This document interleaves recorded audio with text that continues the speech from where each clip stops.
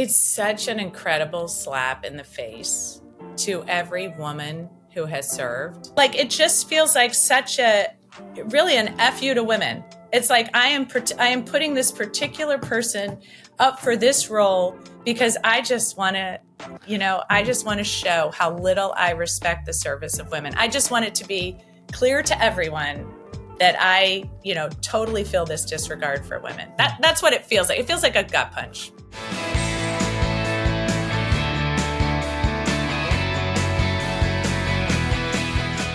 Hello and welcome to the Bulwark Podcast. I'm your host, Tim Miller. Delighted to have back a Bulwark Democrat, one of our favorites, Democratic Congresswoman from New Jersey. She just launched her campaign for governor of the state in Congress. She's still a member of Congress. She's in the House Armed Services Committee, also a former U.S. Navy helicopter pilot and former prosecutor.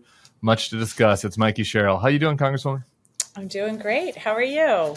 Well, you said not great. Yeah. I've been better. Yeah. You're doing great. Is that really true? Or is it politician talk? You know what? As I probably should say, world adjusted, I'm doing great. I just had a wonderful Thanksgiving. My daughter is in the Navy. She's at the Naval Academy Prep School. So she was just home and I saw her. And then I just announced I'm running for governor, so I'm very excited about that.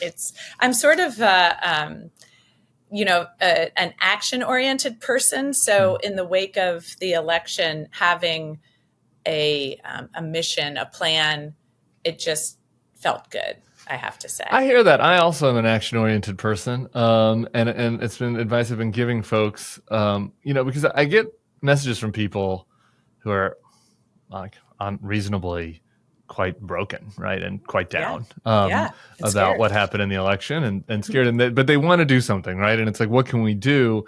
Like the reality is, like at a national level, it's kind of tough at this point. And you can contact. We'll talk a little about Pete Hegseth in a bit, our DOD designate, at least for the moment. Who knows if that'll be true at the end of the day? So you can call your senator or whatever.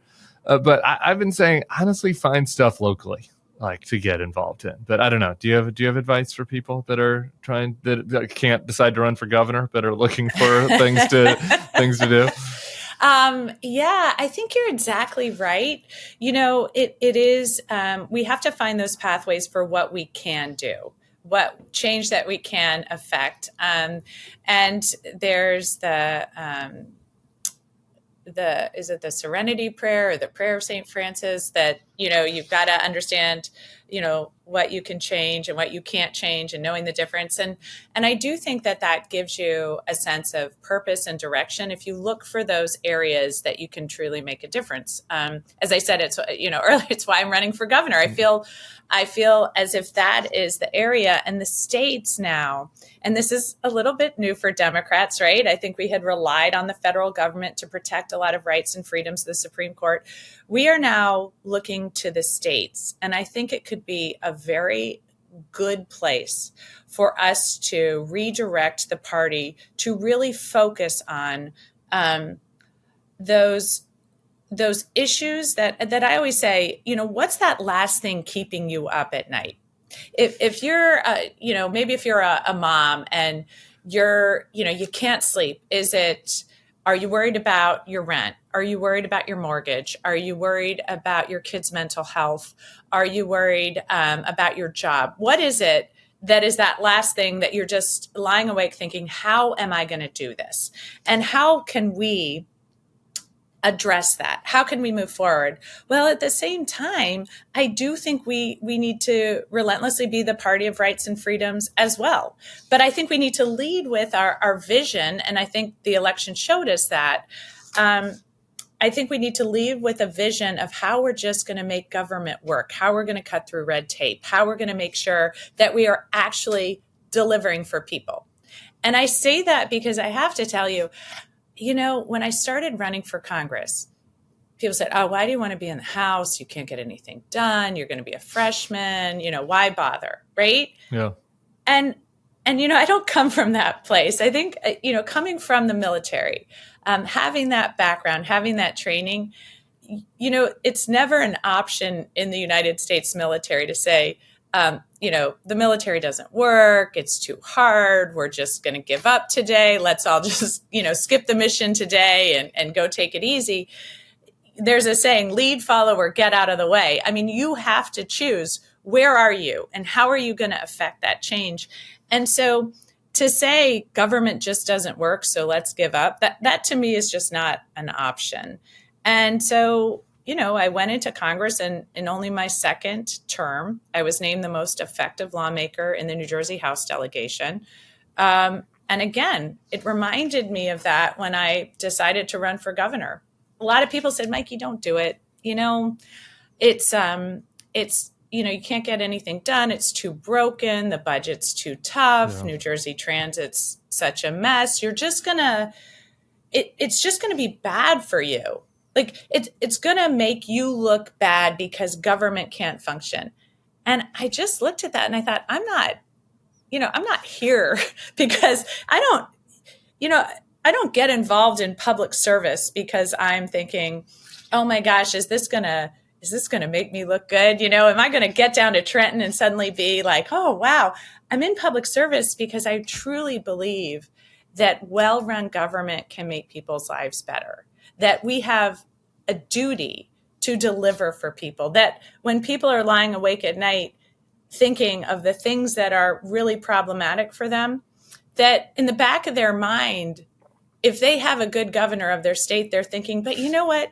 Mikie said she was really going to work hard on addressing this. And I'm going to go to bed now. And I'm just going to hope that tomorrow's better than today, because I know that she's got this and she's going to take care of this. So I can take this off my plate.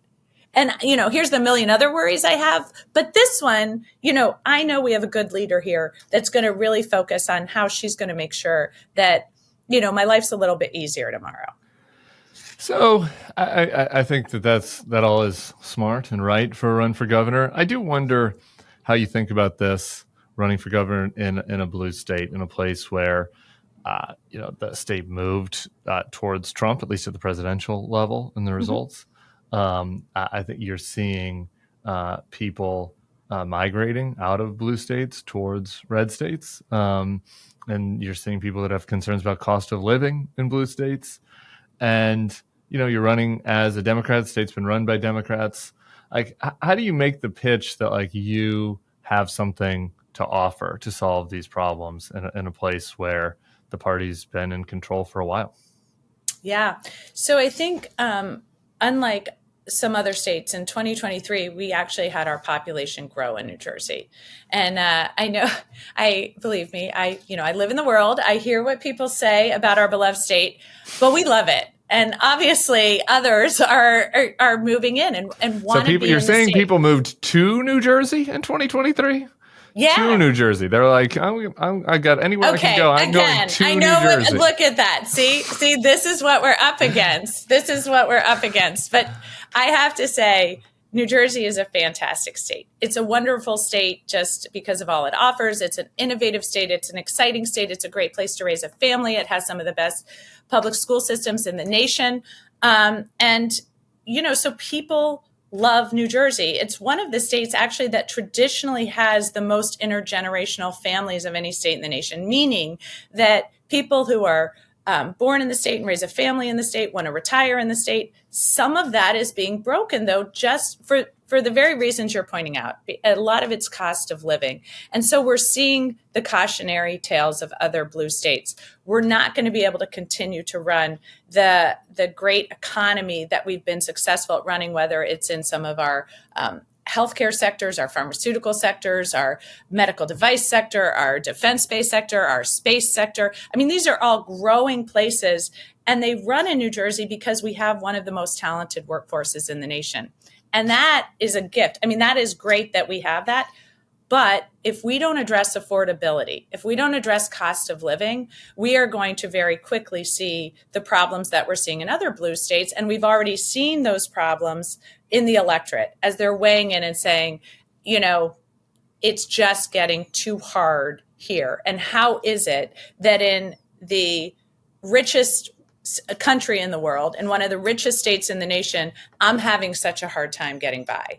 And so that is what we need to address. And that's what I've constantly been focused on in Congress. So whether it's housing affordability, the legislation I have around grocery store prices, childcare costs, all of this is directed at lowering costs for everyday families. And that is what we have to really, truly address, or we are going to see pretty quickly a lot of the problems you just discussed in other blue states. I will say that my colleague Jonathan Last did move to New Jersey recently. He pretends he's in New York, though. And my college bestie was from Cherry Hill and pretended like he was from Philly. So that seems to be another problem that you have to address as governor of New Jersey, as banning people from pretending like they're in New York or Philly. Exactly. Own Jersey. How dare they? Is it intractable though? And it's easy to say, oh, well, yeah, it's affordability is a problem. Like affordability is a problem across all of these big, across all of these major metros, across most of the blue states. Like, how do you do it? Like, how do you change it? Particularly on housing, I guess. Yeah. I mean, build more is the start, right? So New Jersey has some legislation and court decisions around affordable housing. And so there's building requirements for affordable housing, but generally in our state, how developers do that is they build luxury apartment buildings, and then they have several affordable housing units within that. But what we have in the state largely is this missing middle. So when I look at my town, I'm in Montclair. When I look at my town and try to think of when in my naval career I could have afforded anything in Montclair, New Jersey, it wasn't when I was an ensign. It wasn't when I was a lieutenant JG. It wasn't when I was lieutenant, right? I'm not sure if there was a time while I was in the Navy that I could have afforded to live in my town. If my kids want to move back after their careers or after they get out of college, I don't know where they're going to live other than, my home. I know. And which I'm sure you're thrilled about.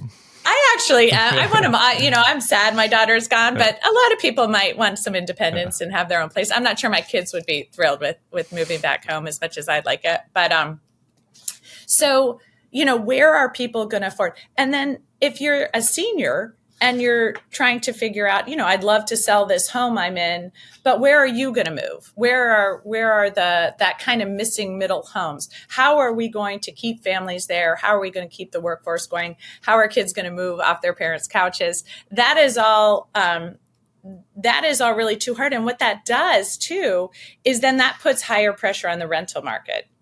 And so we're seeing people, I heard of a woman who was telling me that someone in her office who she employs, who makes a really good salary, and just had to move to a different town because the rents got too high, and she had 2 school-age kids. So that's like pulling them out of their school system and moving to another one. So I say you start with some of these housing prices, and you've got to start by building. And when we look at the fact that in New Jersey, we're about 150,000 home units short of where we need to be to continue to move the workforce into the state and continue to innovate and move the jobs forward, that's a huge issue, especially when you compare it to places like Florida that have an overabundance of homes. And so, here's the thing. I mean, maybe you make a calculation. Would I, am I worried about my rights and freedoms in Florida? Sure. But do I really want to afford a home with a backyard and a swimming pool versus, small 2-bedroom apartment with my 3 kids? Maybe that's a trade you take for obvious reasons. Yeah. It's a tough challenge. The building is the key though. That's a crazy shortage. I do, speaking of Florida, my aforementioned colleague, Jonathan Last, wrote a newsletter recently about that with a provocative notion. That is that a Democratic governor in one of these blue states during the Trump years is going to have to be a DeSantis of the left. And I know that shudder to even think that might be you, Congressman, Congresswoman. That is not the moniker I'm going for. The DeSantis of the left. Yeah, exactly. But someone that is just diligent about taking on the administration, right? And building a power center from the states, since the Democrats aren't going to have one nationally. I just wonder what I mean, obviously not about being like Ron DeSantis, but what you think about this notion of what role will the Democratic governors have in combating the Trump administration? I think it's so key. I think it's both combating the excesses of the Trump administration, combating the bad economic decisions of the Trump administration, because people forget with the chaos that he engenders how really economically tough it can be on families. So whether you're talking about in my state, the state and local tax deduction cap, or if you're talking about the failure to fund the Gateway Tunnel project as our transit system kept imploding, or you're talking about some of the attacks on the healthcare system, so we couldn't move forward and driving down costs there. He was really impacting families, and now he is, with some of the discussion that he's had on tariffs and the discussions that he's had on how he is going to lead, that could very easily cost families thousands and thousands of dollars. If he's going to deport everyone, as he suggests, beyond some of the real fears that families have about their loved ones, you're also talking about how are we going to run our economy. That's why, I've always been a fan of comprehensive immigration reform, making sure we have security at the border, processing at the border, but also pathways to citizenships for people who are working in our economy. So these things are going to be huge hits on everyday people. So a strong governor is going to need to punch back, and a strong governor is going to need to stand in the breach there and say, no, it's not. But it's not just about, to me, it's not just about pushing back. That is not enough to say, oh, I'm going to be a strong defender of our values in the state and of running the state economy in the wake of the chaos coming out of Washington. That's not visionary. That's not future focused. That's not how you're going to, that might be something that people say, well, great, for 4 years, maybe things won't get worse here, but how are things going to get better? That's my pitch. That's why I'm not running for governor. That's my pitch. For 4 years, maybe things won't get worse. I think that seems great to me, actually, if that's true, but I hear you. Yeah, I think Democrats have to have a vision, and I think it's through the Democratic governors. And I actually think that could be very good for our party. I think we have a really strong bench. I think we have people that have created successful administrations and have done things that are very popular with people and have really impacted change. I think we have to come together. What is that vision of the Democratic governors of this country, and how do we execute it together? The best gifts feel like they were picked out just for you. That's why I love Aura digital picture frames during the holidays. You can give your mom and grandpa or your college bestie the same gift, but completely personalize it with pictures that matter to them. These digital frames are particularly useful, I think, for people like me who've moved around the country, who are away from loved ones and friends. Think about something where my cousins or my brothers and I could all go together on a picture frame. We can all put pictures from our own little families. Some of our older relatives that we've given these frames to, they're not on the Instagram, or maybe they just don't want to see my political shit on the Instagram. And so, but they want to keep up with what's happening in our lives. They want to see what's happening in their kids' life, their grandkids' life. And the digital picture frame has been a great way to keep everybody updated, to send them something that keeps giving them new, fresh stuff all throughout the year. When you're thinking about it, when you're sitting there waiting for an airplane, when you're bored during a conference call, add a couple pictures to the frame, and on the back end, they'll start to get some new stuff up on their mantle. So the Aura digital picture frame is great for lots of different types of gift recipients. So Wirecutter called it the best digital photo frame, and it's easy to see why. It takes no time to set up and get connected, and then you can add the perfect photos and videos yourself from the app. It connects to your photo library, and you click on the ones you want. Couldn't be easier. For a limited time, visit auraframes.com and get $45 off Aura's best-selling Carver matte frames by using promo code BULWARK at checkout. That's auraframes.com, promo code BULWARK. This exclusive Black Friday Cyber Monday deal is their best of the year, so don't miss out. Terms and conditions apply. I want to get to what's happened in the news and start with Hegseth. obviously. So you've nominated, this is just the most preposterous nomination, like on its face. I mean, this person is a weekend talk show host and his personal life is a total disaster. He's shown horrible judgment at every step of his life. The idea that he's running the military is ridiculous. But specifically, like a perspective that you have, being a veteran, having a daughter in service, you've spoken out against women in combat, women in the military. And so I'm wondering what your reactions are to the nomination and to his past statements about women in the military. It's such an incredible slap in the face to every woman who has served. I've spoken to friends of mine I graduated from the Naval Academy with. I've spoken to Marine Corps veterans and aviators.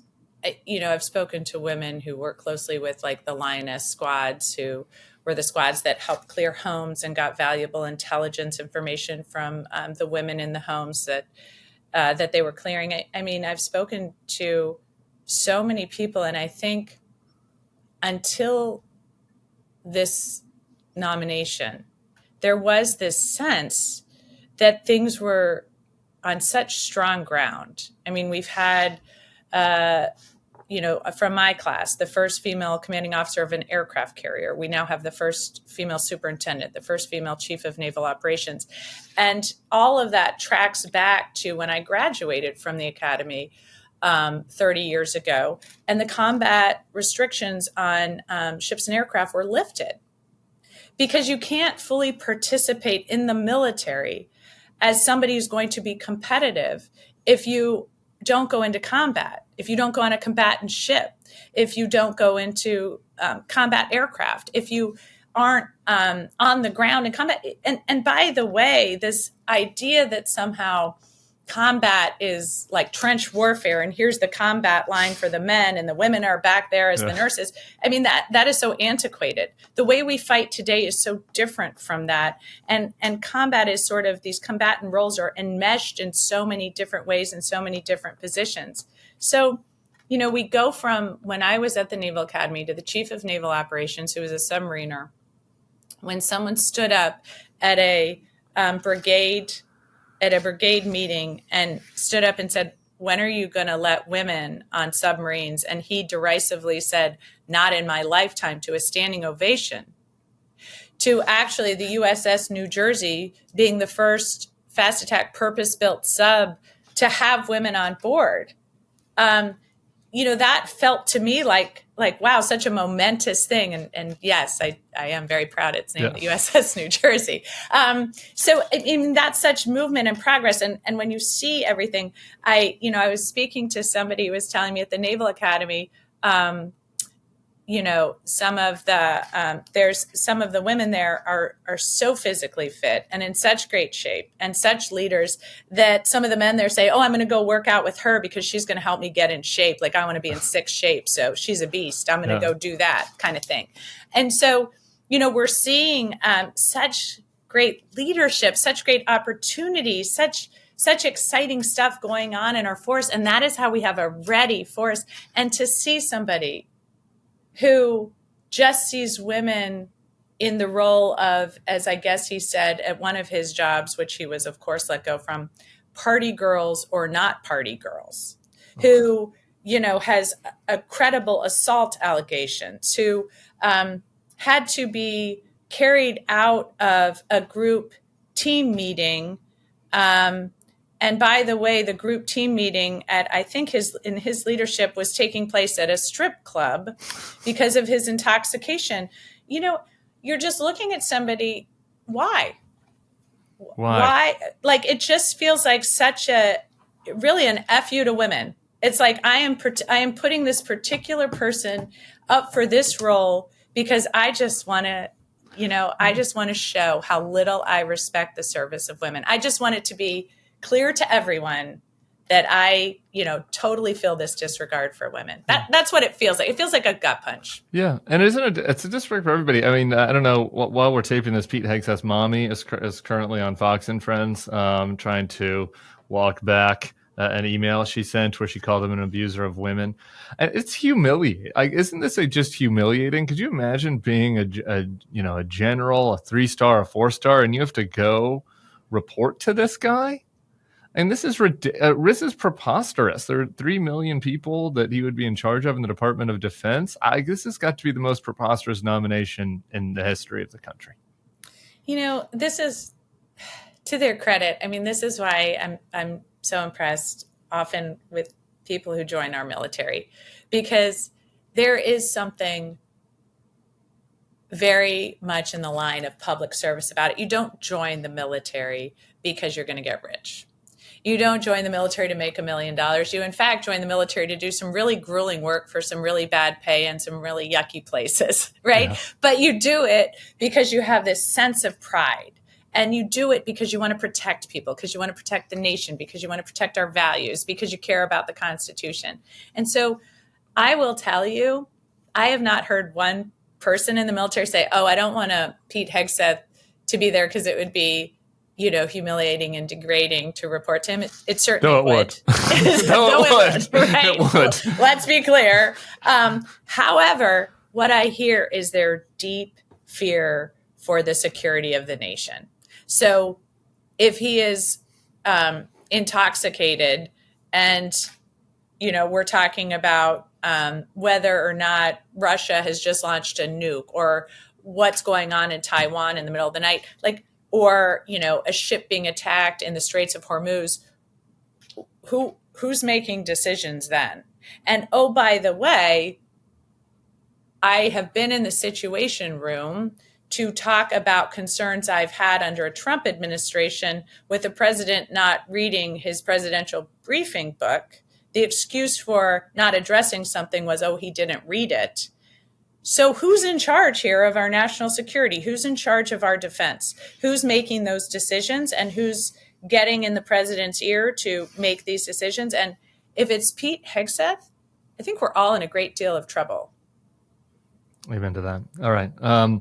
Just a couple more things before I lose you. They're going to have, I guess it's official now, a very narrow House majority because of the victory in the last California seat. New Congressman Gray, your new colleague, Democrat, means it's a 220 to 215 House majority for Republicans. Democrats picked up one seat, but several Republicans will be gone for a few months because they're replacing them. There's 2 Florida seats in particular. Aren't going to have special elections till April, so they'll have literally 1 or 2 seats. I just wonder how you think about that in the House. It's going to be very challenging for the Republicans to get anything done. Should the Democrats just be letting them die on the vine and figuring it out themselves? Should you be recruiting Mike Lawler or some of these guys to try to, create some gang of whatever in the middle? How are you thinking about navigating this situation? It's so fun. I mean, should we? Maybe yes, right? maybe the answer should be let them die on the vine, show the nation what true Republican majority actually looks like if left to their own devices. It's just not how we're built, right? I can't sit there and watch somebody take our country down because it's not a zero-sum game. Maybe it should be. Maybe I should think of it as a zero-sum game. Republicans lose, Democrats win. I don't. We all lose, right? If the House of Representatives isn't functioning in any way, shape, or form, we all lose. We have to keep the government open. We have to engage in that too, because they're going to have. Well, are you sure? I'm already frustrated. It doesn't sound like we're going to be able to get. It sounds like we're going to have a continuing resolution. So first of all, that's just, when you come from the armed services world and the national security world, that is such a huge waste of money, at the very least, for the Department of Defense. You can't have new START programs. You can't continue some of the ongoing programs. To restart them once the new budget gets passed is a huge cost. And we're doing all this as we're desperately trying to innovate and trying to meet the challenges of a really complicated world. So it's just a really horrible way to run a railroad. But where we're at is, we are now, we're going to see Republicans with some reconciliation bills, some bites at the apple of just passing huge pieces of legislation through the Senate with a simple majority. It's really, we're really putting a lot of ability to get an agenda done in their hands So just kind of, not engaging or letting them fail, I think would really be a disservice. I think it would allow them to run with a very bad agenda. I think failing is maybe part of the agenda of some in the Republican Party, meaning that they don't like government and they just sort of want government to implode. So allowing that to happen would just seem to meet some of the agenda on the far right. But then the question is, what do we do? How do we keep moving forward in a way that keeps the country running and, tries to block as much of a bad agenda as possible. And that's a tough one. I mean, it's really tough. I go back and forth. I didn't enter Congress to enter into the least productive Congress in the history of the nation, right? That was not my agenda. I told you I'm an action-oriented person. I think your agenda for this year should be trying to beat that record. Right? Well, that's the other side, right? Like, I'm like, well, but if they're unproductive, at least they're not getting a really incredibly bad agenda passed that's going to, punish women and roll back environmental protections in the wake of climate change and, defund some of the infrastructure programs that are so important to roads and bridges and tunnels, et cetera. So yes, but it's going to be a really delicate balance. I have to say that Hakeem Jeffries, I think, has been masterful for the last Congress at trying to navigate through these landmines and trying to keep pressure on the speaker for the Democratic agenda, even in a Republican majority. And I think, we'll continue to press forward on that. All right, real quick, I got to ask you about the Hunter pardon. Do you have any thoughts about that you want to share? It's, here we have a Trump administration that is purporting to go after political enemies. And so it's not like we're doing this or the president's looking at this in a vacuum and what might be coming and might the justice system really function well in the future with Kash Patel as the head of the FBI, for example. And yet, at the same time, it does just undermine the credibility and faith in the Justice Department and faith in our leaders. And so I look at this, and this is why it just seems like we need a new generation of leaders. We need a fresh perspective. We need people who are committed to public service and who are going to put the country first and going to relentlessly advocate for people and advocate for our institutions so people can have faith in them. And so this flies in the face of all of that. And that's why, I think people are just looking at our government and saying kind of a pox on all their houses. This is just nobody's credible, nobody's trustworthy, nobody stands by their word, nobody does what they say they're going to do. And, again, it's why I just keep going forward, trying to rebuild that faith and that credibility, committing to serve people and then doing it and just kind of again and again and again and trying to build that faith back for people. Marking you down as an I get it, but fair enough. Fair enough. Let's move on. All right, my final question. Very excited about this one. I don't know if you've seen this. J.D. Vance's blog from 2005. Do you do any reading of J.D. Vance's 2005 blog in your spare time? You'll be surprised to hear no, okay. I've not. Well, he wrote about an emotional day where he felt more like a female than he ever has or will. And he explains that it happened when he was watching the movie Garden State and that he can no longer watch it because New Jersey's landscape is so much like Ohio's and the music is so relevant to my life right now. So I'm wondering if you and JD have ever bonded over the movie The Garden State and if you have a Garden State soundtrack song or memory that you'd like to share. Wow. Wow. This is why when you said you had a surprise question for me at the end, I knew to dread it. My instincts were correct. I have not watched Garden State in many moons. I have fond memories of it. It did hit a chord. A moment. It had a moment. I didn't really genderize the chord it hit necessarily, but I will now. I feel like I have to, at a minimum, I may not commit to rewatching it right this second, but at a minimum, I'm going to put that playlist on Spotify. Yeah, go put that Spotify I'll get back playlist to you. on. I'll get back There's to you. some good ones. I was listening to it this morning, and I was like, oh man, 2 Shins tracks. Anyway, it's a good playlist. Okay. All right. It was a moment for us elder millennials. All right, Mikie Sherrill, good luck in the governor's race. Please keep us posted, and let's keep an open dialogue on that on how much we should be given to the Republicans over there in the House, huh?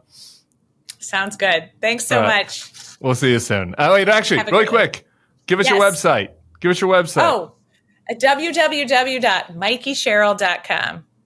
There it is. Easy. Up next, I got a mailbag for you. I'll stick around. How many people in the world would you guess have been forced to flee their homes? 1 million? 5 million? 10? What if I told you the number was 122.6 million? If that were a country, it would be the 6th largest in the world. Every day, people all around the world leave their homes because of violence, ethnic, religious, or territorial conflict, persecution, political upheaval, climate-related events, and other crises. In 58 countries, people on the move can look to Jesuit refugee services for help. JRS is a ministry of the Jesuits, the Catholics you might know best, for their schools and universities.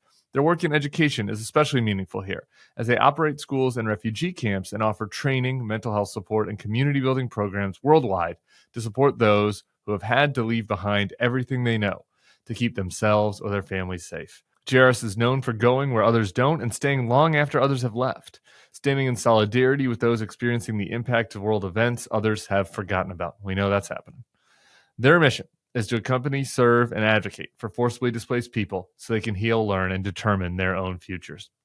It's a great mission. I've been talking about this for a while now. I've been moved, actually, to receive a couple emails from people who donated to JRS as a result of this. It's something that I really appreciate.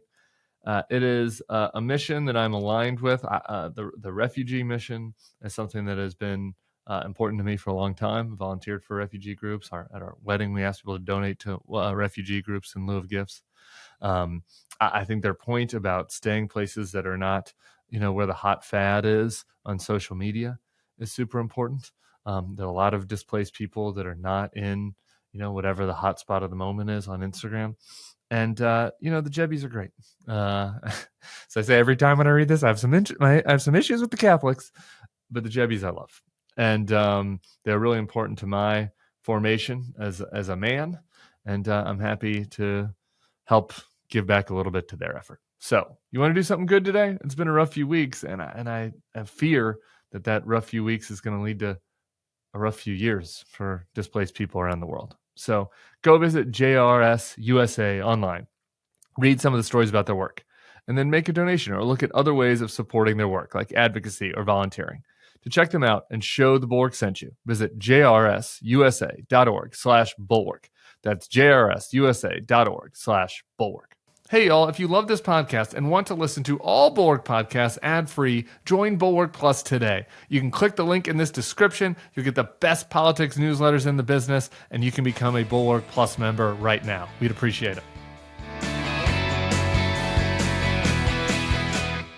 All right, y'all, it is mailbag time. I haven't done one of these in ages. News events got in the way. I want to be better about that. So if you have a question, email bulwarkpodcast@thebulwark.com.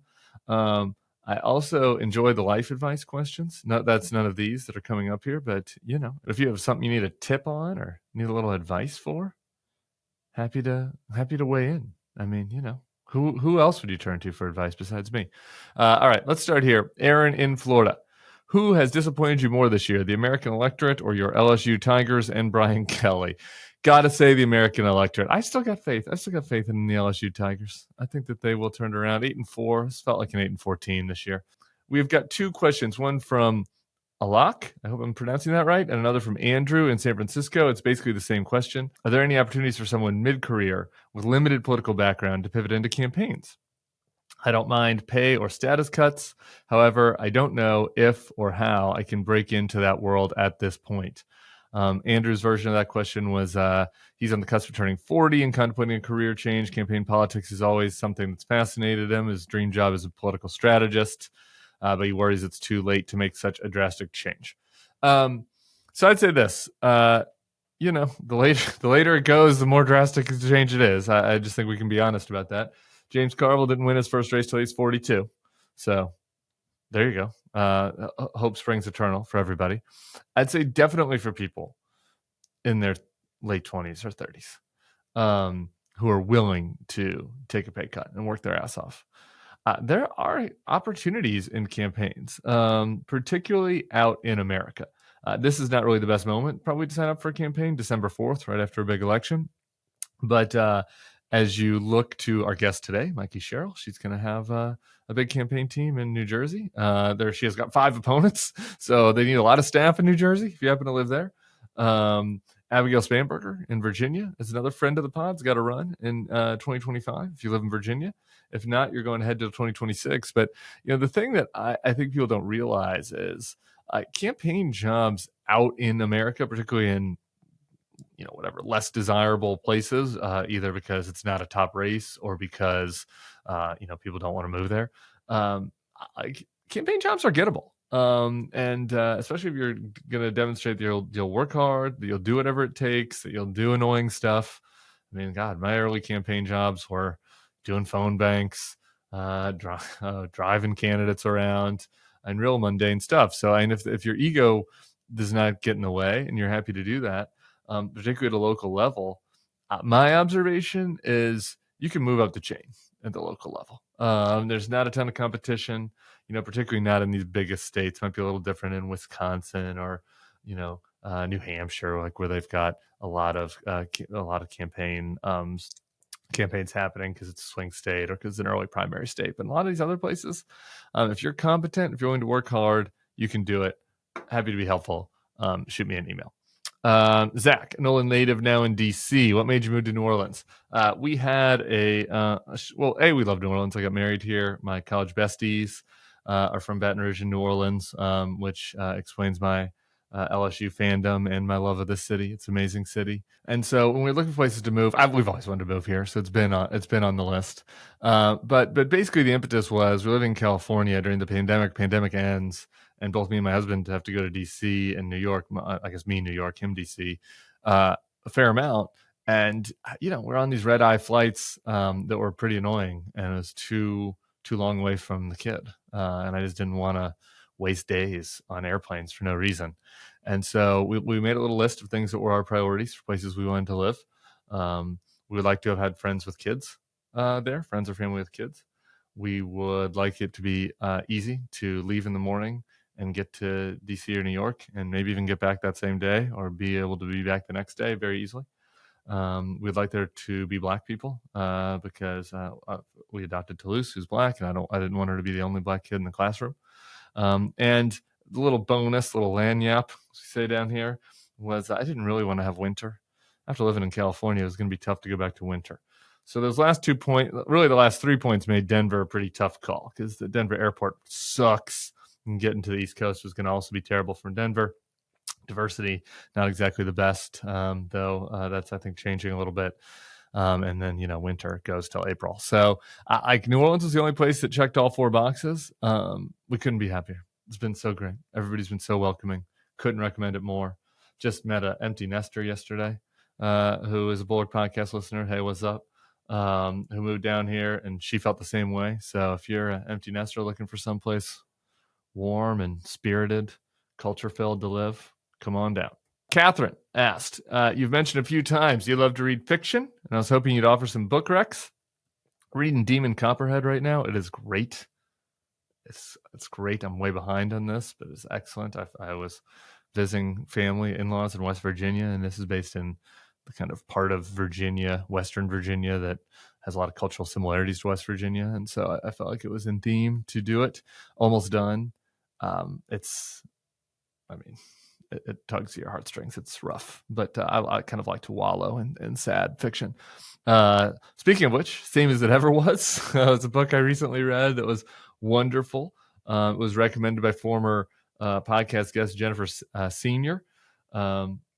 You should go listen to the interview I did with her, by the way, Pulitzer Prize winner. She's amazing. I think it was around 4th of July this year, if you're a new podcast listener. It's got evergreen, off the news interview about her stories that she's written. Jen is awesome, and so is Same as It Ever Was as a book. I popped to kind of remember what I've liked recently. I popped on my little Goodreads, Homegoing and Long Division were my last two 5 out of 5 star books. Love both of those. Gay fiction, I love gay fiction. Here's a couple that nobody ever talks about. If you look for some deep cuts, 3 Junes and Guapa are 2 of my faves. I've got a special shelf at home reserved only for Didion and Baldwin, so maybe we can do a Didion and Baldwin mailbag at some point in the future. So hope some of those recs will warm your soul over the holidays. Jim asked, how do Dems become cool again? Dem used to be cool under Clinton and Obama, and now we're seen as Debbie Downers. I think this is a huge problem, and it seems silly, and it seems kind of dumb that it has to matter whether somebody's cool or not. But if you just look, is there a better explanation besides inflation for why Dems did so poorly among folks that don't pay attention to politics, other than they seem uncool and the Republican propaganda machine is more effective? I don't think so. And I think those are 2 key sub elements of what is happening here. And I think being part of the counterculture is important. Getting people excited about something is important.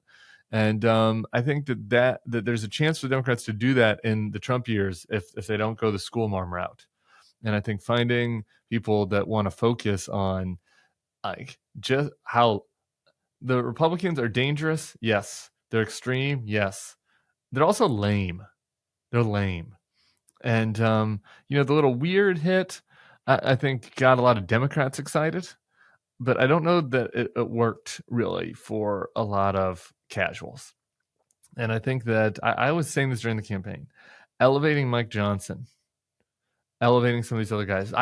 There would not have been a cult around Ted Cruz. There just wouldn't have been. We all know this. There would not have been a cult around Ted Cruz in the way that there is about Trump. There would not have been a group of people at an MMA fight broing down with Ted Cruz. You can't bro down with Ted Cruz. And so Democrats have to elevate the lame Republicans again. And Democrats have to be more chill. I want to talk about this.